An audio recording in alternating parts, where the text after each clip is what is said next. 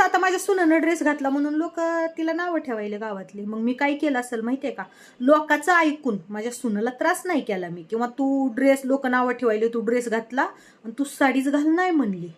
आता मी कधी मध्ये शहरात ड्रेस घालतेच. मग मी काय केलं माहितीये का, मी गावात ड्रेस घातला. आता म्हणलं ठेवा लोकांनी नावं, आता बोला ना म्हणली.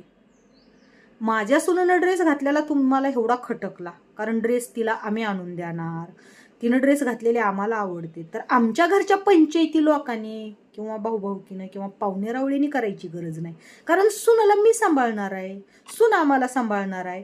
तर ह्याची पंचायत दुसऱ्याला का पडली, मला हे आश्चर्य वाटलं.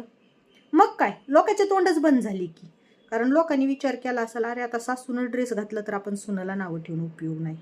माझं सांगायचं एकच तात्पर्य आहे, जी काही सासं असतात ना, की लोक तुला असं म्हणले, लोक तसं म्हणायले, लोक आम्हाला नावं ठेवायले, म्हणून लोकांच्या म्हणण्यानुसार सुनाला